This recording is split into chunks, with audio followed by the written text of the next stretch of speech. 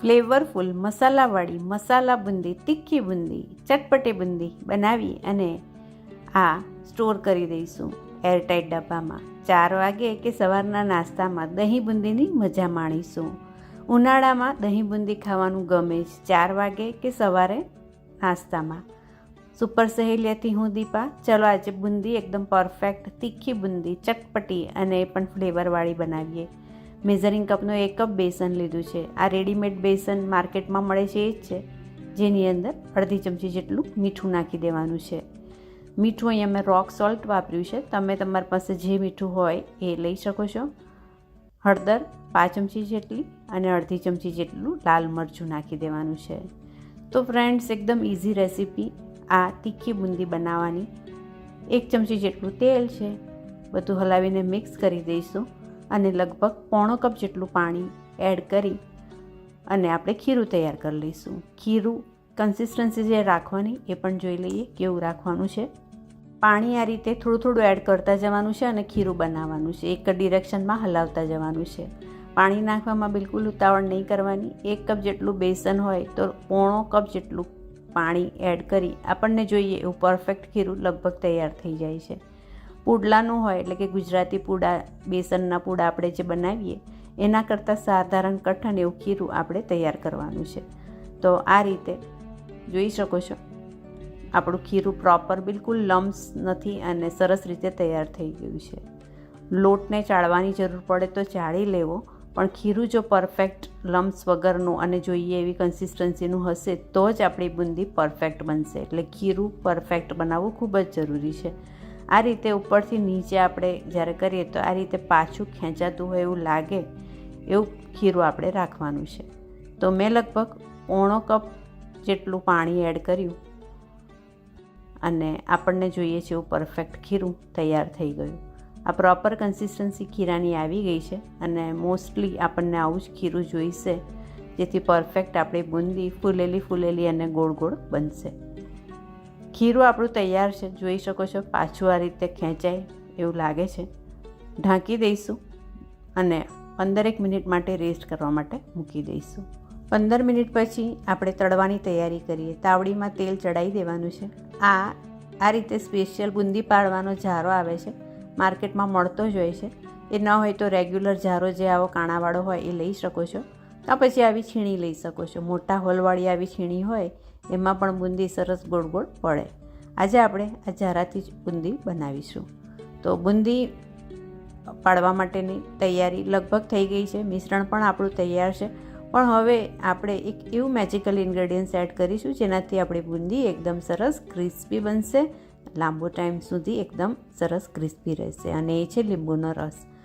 અડધી ચમચી જેટલો લીંબુનો રસ એડ કરી રહ્યા છે. બહુ વધારે એડ કરવાની જરૂર નથી.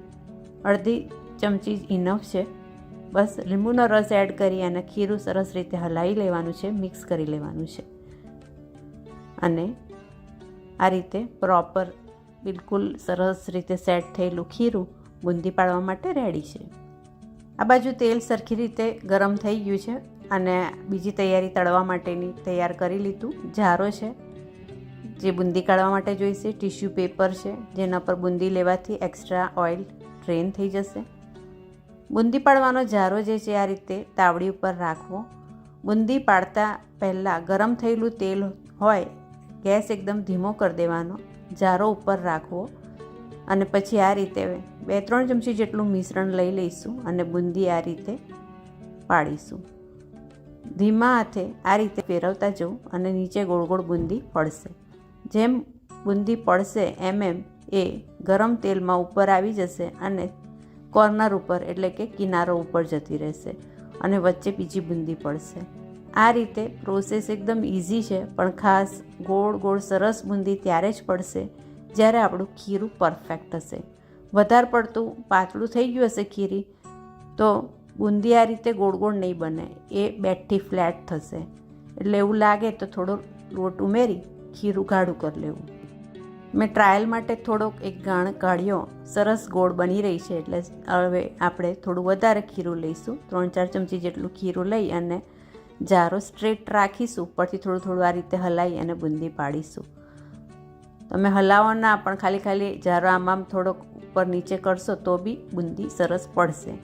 તો આ રીતે સરસ ગોળ ગોળ બુંદી પડે છે.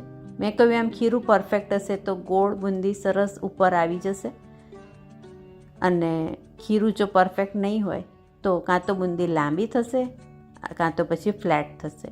લાંબી ત્યારે થાય કે જ્યારે ખીરું આપણું વધારે પડતું જાડું હોય, અને ફ્લેટ ત્યારે થાય જ્યારે ખીરું આપણું વધારે પડતું પાતળું હોય.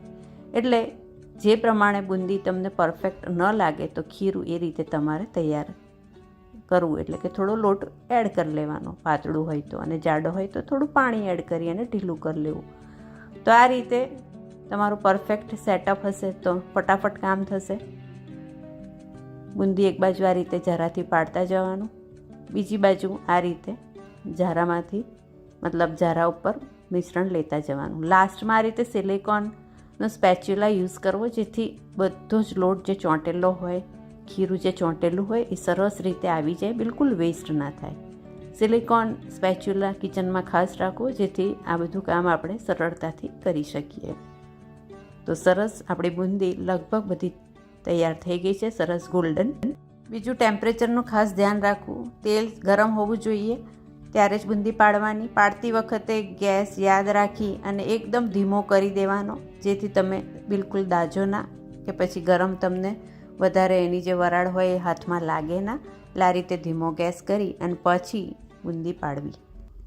એકવાર તમે બુંદી પાડી લો પછી સાધારણ ટેમ્પરેચર વધારી શકો છો, જેથી સરસ આપણી ક્રિસ્પી થાય. પણ ખાસ પાડતી વખતે ટેમ્પરેચર એકદમ સ્લો કરી દેવું, જેથી હાથ પર બિલકુલ વરાળ ન લાગે. બુંદી આપણી સરસ રીતે બધી આ રીતે તળાઈ ગઈ છે, અને હવે થોડા એક્સ્ટ્રા મસાલા, એક્સ્ટ્રા સ્પાઇસ કરી લઈશું, એટલે એકદમ ચટપટી આપણી બુંદી થાય. તો આ રીતે સંચળ થોડું નાખી દેવાનું છે, થોડો ચાટ મસાલો નાખી શકો છો, અને થોડું લાલ મરચું નાખી શકો છો, અને બધું જ આ રીતે થોડું થોડું ટેસ્ટ પ્રમાણે એડ કરી સરખી રીતે મિક્સ કરી લેવાનું છે. એક એક્સ્ટ્રા ફ્લેવર આપીશું, અને ફુદીના ફ્લેવર. તો ફુદીના ફ્લેવર આપવા માટે થોડીક આ 3 ડાળ ફુદીનો, જેને સરખી રીતે ધોઈ લેવાનો છે, કોરો કરી દેવાનો છે, અને એ ફુદીનો પછી આપણે થોડુંક 1 ચમચી જેટલું તેલ નાના પેનમાં લઈ લઈશું, એટલે કે વઘારિયામાં લઈ લઈશું. ફુદીનોને થોડું તળી લઈશું, એકદમ કડક કરી લઈશું, ક્રિસ્પી કરી લઈશું. તો આ રીતે ફુદીનો થોડો ક્રિસ્પી કરી લેવાનો છે, અને પછી ક્રિસ્પી થયેલો ફુદીનો પ્લેટમાં કાઢી લઈશું. આ રીતે બ્રાઉનિશ સાધારણ થઈ જાય એટલે એકદમ ક્રિસ્પી થઈ જાય, પ્લેટમાં કાઢી એનો ચૂરો કરી દઈશું, એટલે કે એનો ભૂકો કરી દઈશું, અને ભૂકો આપણે બુંદીમાં મિક્સ કરી લઈશું. ફુદીના ફ્લેવરવાળી બુંદી તૈયાર છે.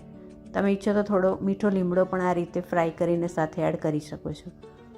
આ બુંદી આપણે એરટાઇટ ડબ્બામાં બધું મિક્સ કરી અને ભરી લઈશું. ઈચ્છા થાય ત્યારે આપણે એની મજા માણી શકીએ છીએ. ચેવડામાં મિક્સ કરી શકો, કાં પછી કાળઝાળ ગરમીમાં દહીં બુંદી સવારના નાસ્તામાં કે 4 વાગ્યાના નાસ્તામાં ખાવાની ખૂબ જ મજા આવે છે. તો એરટાઇટ ડબ્બામાં બુંદી ભરી લીધી. દહીં બુંદી બનાવવા માટે મોળું દહીં લેવાનું, અને આ રીતે દહીં એક બાઉલમાં લઈ, સર્વિંગ બાઉલમાં લઈ એની ઉપર થોડી બુંદી એડ કરી લઈશું, અને ઉપરથી વાટેલું જીરું, લાલ મરચું અને સાધારણ સંચળ પાવડર બધું મિક્સ કરી અને એન્જોય કરી શકો છો. દહીં બુંદી કાળઝાળ ગરમીમાં ખાવાની ખૂબ જ મજા આવે. Thank you for watching super સહેલિયા. Keep watching us. Thank you.